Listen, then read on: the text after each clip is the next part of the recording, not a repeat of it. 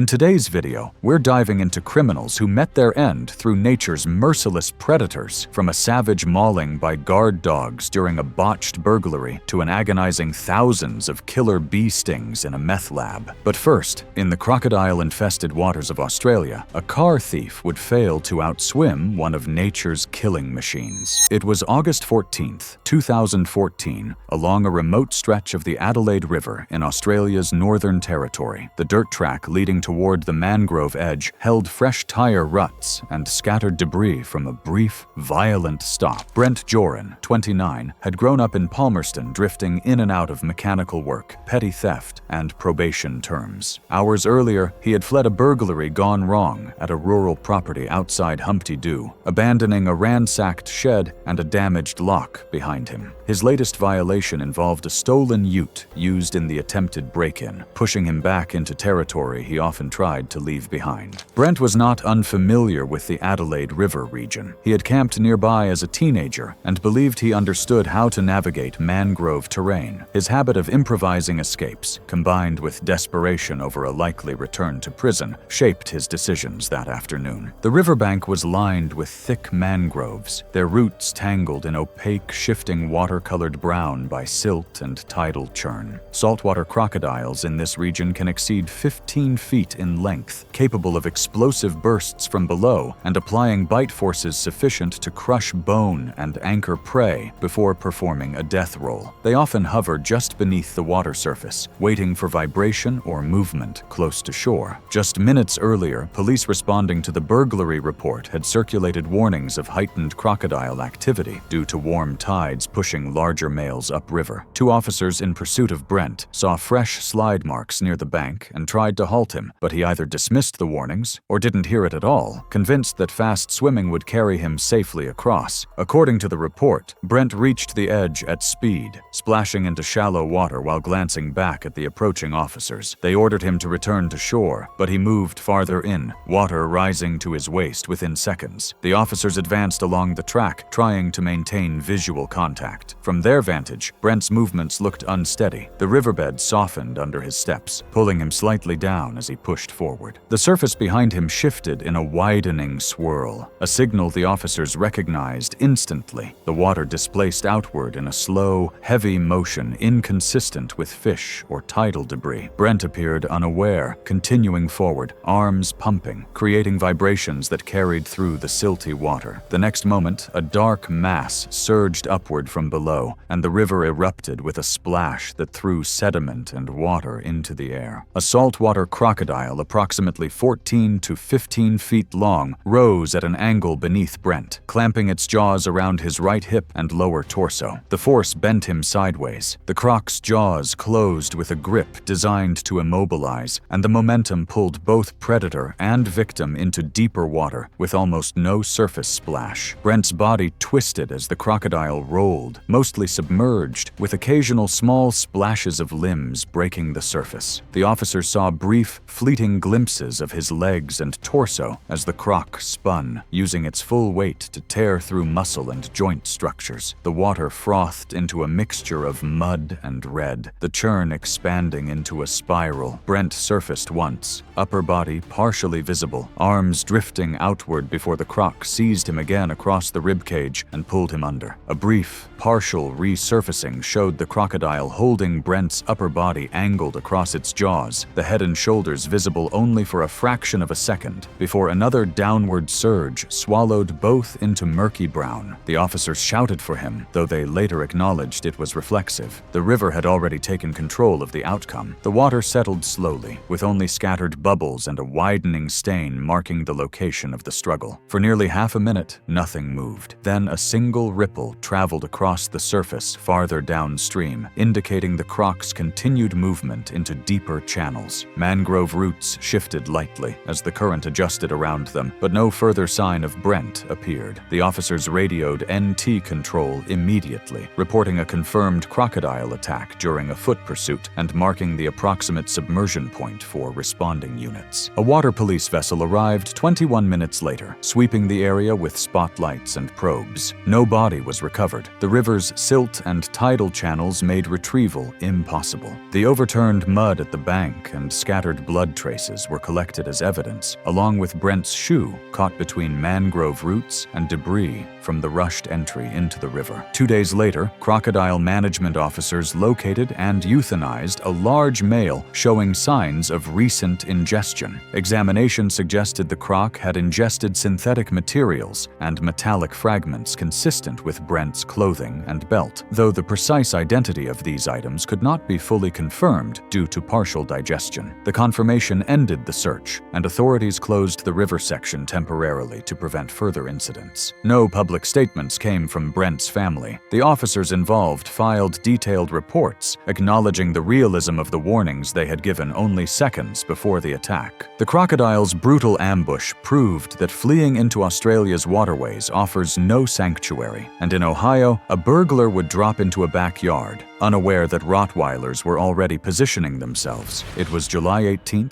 2016, in Dayton, Ohio. Warm air hung low over the rows of small acre-lot homes. Nothing in the street suggested the violent encounter that was about to unfold. Lyle Brennett, 35, had returned to the same patterns that had shaped most of his adult life. He worked odd construction jobs when sober, earning a reputation as someone who could fix fences, roofing edges, and small mechanical issues, but he often vanished for weeks when his meth dependency resurfaced. He had been out of jail for just 3 months, trying to balance court-mandated check-ins with the constant need for cash. That night, he wanted to steal power tools he knew the homeowner kept in an exterior shed and flip them to a scrap buyer he had used before. He had scouted the property twice during late afternoons, believing the homeowner always kept the 2 Rottweilers indoors after dark. The dogs were the only real obstacle, and he had likely convinced himself that the warm night forecast meant the owner would run the air conditioning and keep them inside. Lyle worked quickly when motivated, and he carried a small bag with a pry tool, gloves, and a box cutter. He planned to be in and out within minutes, just long enough to fill the bag with anything that could be sold. His decisions, though flawed, made sense to someone who believed he understood the rhythms of the property and had run dozens of similar jobs without resistance. The backyard was dim, lit only by a distant porch light from a neighbor's house. A tarp-covered window in the fence let out a faint rustling sound as a breeze moved through. Behind it, the yard stretched 30 feet before reaching the shed, with a patch of dry grass and a short concrete walkway. The air carried the dense smell of warm soil and cut vegetation, amplifying every noise. Rottweilers, typically weighing around 100 to 120 pounds and bred for guarding, are known for territorial vigilance and rapid response to perceived threats. Their bite force, significantly stronger than many domestic breeds, combined with training for property protection, can result in quick, coordinated actions when alerted. The homeowner's dogs spent most warm nights outdoors, patrolling the yard and reacting to any change in scent or movement. Unbeknownst to Lyle, a security camera from a neighbor caught him crouched beside the tarp. He seemed to have hesitated only for a moment, plausibly convincing himself the dogs had been brought inside after the barking. Moving quickly, he cut the tarp, slipped a hand through, and pulled himself down into the yard. The instant his shoes hit the ground, both dogs rushed from behind the shed. Their footsteps were heavy and fast, their bodies dark against the faint light. Lyle ran for the chain-link fence 6 feet away, grabbing the top rail with one hand and trying to lift himself up. The sound of claws striking dirt, followed by low, accelerating growls, reached him before the first impact. The larger dog hit his legs first. Multiple neighbors later reviewed the security footage, which captured the moment the animal's jaws locked onto his calf. Lyle's grip slipped as he was pulled backward, landing hard onto the soil. The second dog immediately closed in and clamped onto his left forearm, gripping tightly without immediately shaking, then began a series of short, forceful pulls. Clothing tore loudly, followed by a second tearing sound that was sharper and wetter. The dogs dragged him parallel to the fence, their combined weight pinning his torso. Lyle tried to twist onto his back, pushing with his free arm, but the dog on his forearm maintained a grip that kept him anchored. The other repositioned, releasing his calf and seizing the back of his thigh. The short, forceful pulls tore muscle and tissue visibly, but he retained minimal reflexive movement. A neighbor 40 feet away, awakened by the barking, later stated that Lyle's attempts to stand were brief and disorganized, his movements limited by the dogs maintaining hold on opposing limbs. The second repositioning was decisive. As Lyle tried to turn again, lifting his chin off the dirt, one dog lunged upward, jaws closing around the side of his neck just below the jawline, compressing the carotid artery and jaw musculature. The footage showed his body stiffen on impact, then collapse into rapidly weakening movement over several seconds. Blood pooled quickly around the neck and forearm. The other dog continued holding his forearm, maintaining its training pattern of immobilizing a limb. Within seconds, his legs stopped kicking, and he no longer attempted to rise. For roughly 20 to 30 seconds after he lost meaningful movement, the dogs circled briefly and nudged his limbs intermittently, behavior consistent with trained protection dogs adjusting to a limp target. The neighbor who had awakened ran to his window, saw the scene in the yard, and immediately called 911. The barking continued in cycles, rising and falling as the dogs circled Lyle's body, occasionally nudging but no longer biting aggressively. Deputies arrived 7 minutes after the call, entering the yard cautiously while the neighbor directed them from across the fence. The dogs were secured by the homeowner within minutes, and paramedics arrived 5 minutes later. They confirmed the victim had sustained catastrophic blood loss from neck trauma and severe limb injuries, consistent with crush and tearing patterns, leading to cardiac arrest within minutes. Lyle was pronounced dead at the scene. The homeowner faced no charges, as the intrusion was clear and the dogs had been legally trained and contained within the fenced property. After a behavioral evaluation, both were returned. Local news covered the incident briefly, describing it as a fatal mauling during an attempted burglary, and the story faded quickly from attention, as the Ohio Rottweilers demonstrated that trespassing can trigger lethal defensive instincts. In Poland, an illegal logger would fire up his chainsaw, unaware of the wild boar capable of disemboweling any threat to her offspring. It was October 3rd, 2015, in a restricted corner of the Białowieża forest in Poland. The dense undergrowth and hidden brush mounds provided perfect cover for wildlife, and every step through the clearing brought a criminal closer to the animals he had chosen to ignore. Tomasz Welen, 42, had built his life around avoiding attention. A small-time illegal logger and occasional poacher, he worked alone by habit and necessity, preferring to move through remote sections of the forest where rangers rarely patrolled. He had done construction years earlier, but inconsistent pay and fines pushed him into selling protected timber to roadside furniture makers who valued discreet suppliers. He had planned the trip after spotting a fallen oak 2 days earlier from a distance. The beam-sized trunk was worth enough to cover 2 weeks of expenses. He skimmed warnings about heightened animal activity that autumn, dismissing them as routine. He just wanted to retrieve the tree, make his sale, and return home as fast as possible. Wild boars in this region typically weigh 175 to 220 pounds, with sows known for aggressive defensive behavior when piglets are present. Their forward thrust can reach surprising speed over short distances, and the curved tusks, usually around 3 to 4 inches, are capable of inflicting deep puncture wounds. Sows often build concealed brush mounds for bedding, blending seamlessly with the forest floor. Tomasz likely saw fresh boar tracks pressed into the damp soil near the fallen oak, but he probably downplayed them, believing any animals had moved on during the night. Additionally, he ignored a forestry bulletin posted in town warning that suafaus were bedding closer to clearings due to early temperature drops. Based on scene reconstruction, he steadied the chainsaw, knelt beside the trunk, and began cutting into the oak, unaware that a dense mound of brush only 15 feet away sheltered a sow with 4 piglets. The chainsaw noise spread through the clearing in abrupt pulses. An illegal logger named Merrick, arriving late and moving quietly about 80 feet away, noticed the brush mound shift almost immediately. The sow emerged in a sudden, forceful burst, her body low and shoulders forward. The movement was fast enough that Merrick instinctively froze. Tomasz turned at the sound of breaking twigs, but reacted a second too late. The sow reached him in a short charge, estimated at less than 2 seconds. Her head collided with Tomasz's legs and lower abdomen almost simultaneously, the initial impact sufficient to knock him backward onto the leaf-covered ground and force the chainsaw from his grip. According to Merrick, the tusks immediately punctured soft tissue in his lower abdomen, producing a thick, wet sound that carried through the clearing. Blood gushed heavily, pooling rapidly beneath him. Tomasz attempted minimal movement, dragging himself only a few inches toward thicker brush, but the effects of rapid blood loss and shock severely limited his mobility. Marek later reported seeing dark blood saturating the leaves beneath him almost immediately. The sow's tusks then struck the upper thigh once, producing a deep, immobilizing wound. After delivering these defensive strikes, the sow paused for only a brief instant to reassess the threat before retreating rapidly to the brush mound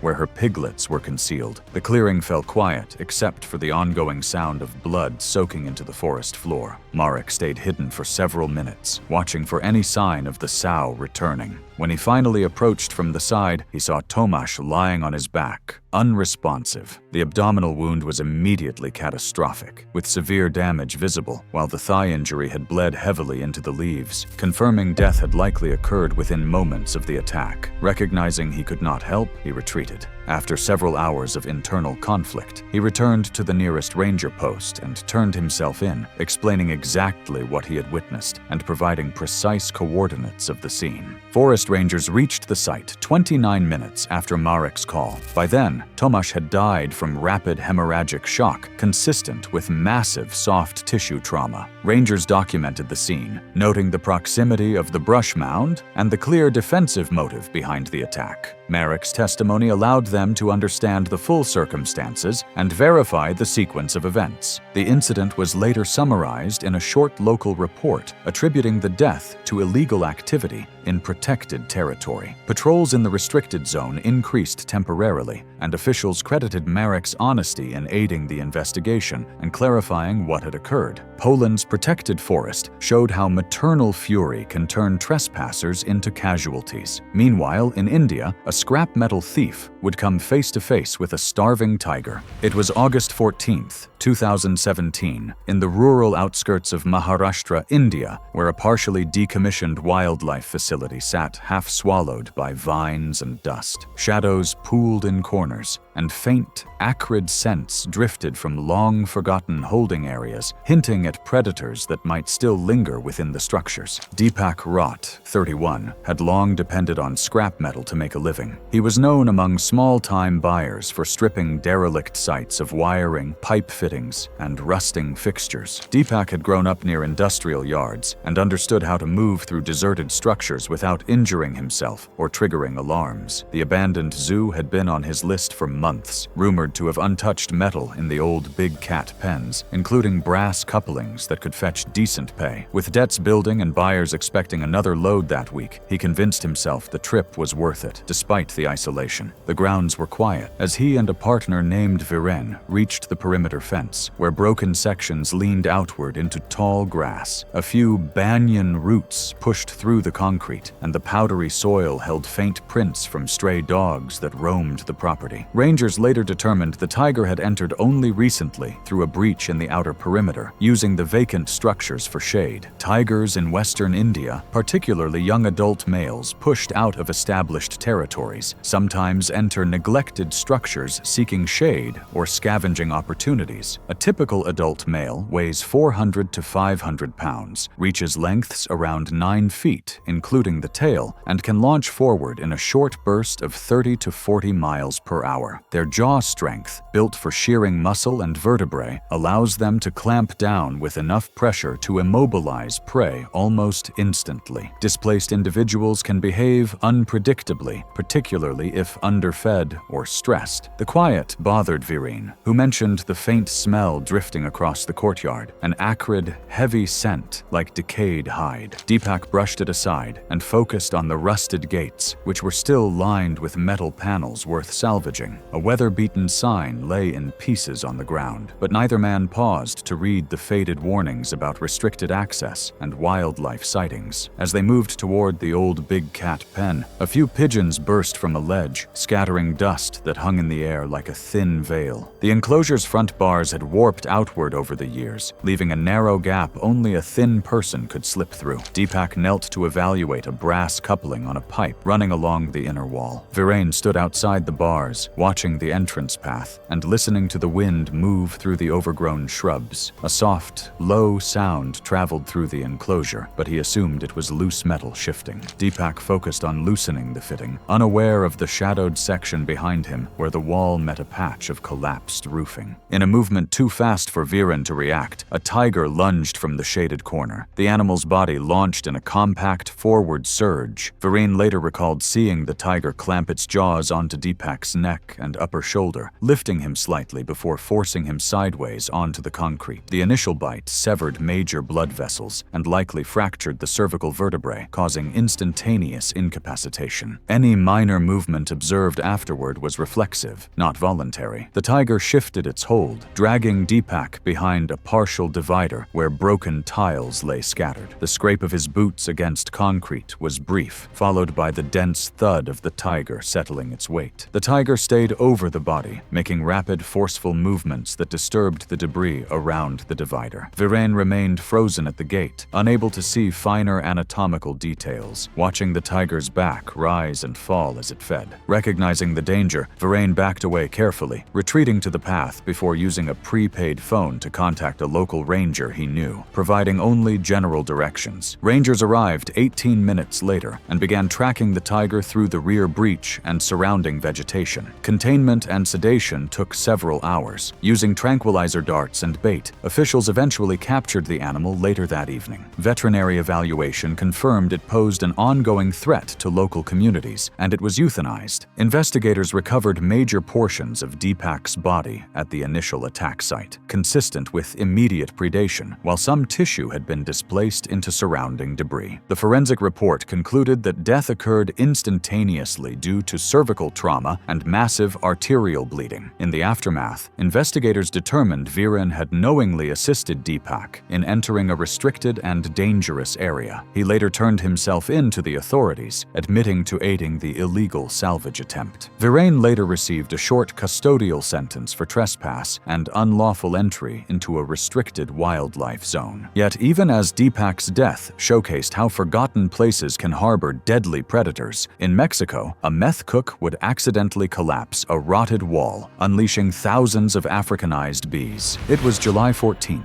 2018, in a rural stretch outside Tres Valles, Veracruz, Mexico, where the heat sat low over the abandoned farmland. Inside the weather-beaten farmhouse, the men worked with the quiet urgency of people who knew their trade was both profitable and precarious. Ramon Cale, 38, had been cooking low-volume batches for almost a year, drifting into the work after a series of short contract construction jobs dried up. He spent most of his earnings supporting his mother in Minatitlan. He wasn't connected to any larger group. He was simply a steady pair of hands who could follow instructions without causing problems. This job wasn't ambition, just a familiar routine in an unfamiliar economy. Ramon wanted to finish the week's run, collect his pay, and return home before the summer storms arrived. His habits in the lab were methodical. He preferred keeping the workspace organized, wiping down surfaces between steps, and making sure the heating elements were stable before any mixing began. Still, he had accepted working in the farmhouse even after noticing the cracked wall where insects slipped in and out. It hadn't seemed urgent, and no one else treated it as a hazard, though the wall's weakness could have contributed to structural collapse if disturbed. Africanized honeybees thrived in rural Veracruz, often occupying abandoned structures. They were known for extreme defensiveness, capable of releasing alarm pheromones that triggered mass attacks. A colony could hold tens of thousands of bees, each capable of delivering repeated stings. Based on scene reconstruction, a faint vibration likely pulsed through the back room, where the metal tables were stacked, as Ramon attempted to shift one to clear space. The legs scraped across the floor, nudging the already weakened drywall. A panel collapsed inward with a heavy sagging sound, opening a jagged hole that exposed a dense honeycomb mass inside, just enough for bees to swarm quickly. The hum intensified rapidly. The other 2 to 4 men, whose exact number could not be verified, appear to have fled instantly toward the back door. Ramon likely tried to follow, but a leaning metal shelf beside him shifted from the vibration and partially pinned his left side against the doorframe, limiting movement to a few inches at a time. The reconstruction suggests the bees flooded the room in a concentrated wave, immediately engulfing Ramon. Physical evidence and forensic assessment indicate he likely attempted to clear his face, but Bees clustered densely around his mouth, nose, and eyes. The venom caused rapid swelling, and convulsive movements would have ensued. Within seconds, bees covered nearly every exposed area on Ramon's body. Evidence indicates his neck and upper chest were heavily stung, and the fallen shelf prevented him from escaping more than a few inches, leaving him unable to exit the immediate area. Respiratory distress and systemic reaction to venom would have severely limited movement. Ramon likely collapsed fully onto his side within roughly 10 to 15 minutes, convulsing as the swarm continued. The room remained filled with chaotic buzzing, consistent with aggressive bee behavior under disturbance. One of the men eventually placed an anonymous call to emergency services, reporting an unspecified accident at the property. Firefighters arrived 16 minutes after the call and assessed the scene, waiting for certified beekeepers to safely remove the remaining insects before attending to Ramon. By the time responders reached him, he showed no signs of life. Skin was marked by hundreds of stings, verified by forensic documentation, and swelling had distorted his facial features. Authorities investigating the site documented chemical equipment and residues consistent with illegal production, but no living suspects. The death was recorded as a fatal stinging incident, reconstructed from physical evidence, including sting marks, shelf positioning, and the anonymous report. A short provincial news bulletin mentioned the incident without identifying the other men. Ramon's body was transferred quietly to a regional morgue, and beyond official records, the abandoned farmhouse remained still, except for faint residual buzzing from disturbed hives, a normal behavior after a mass bee disturbance. Thanks for watching. If you liked these stories, click here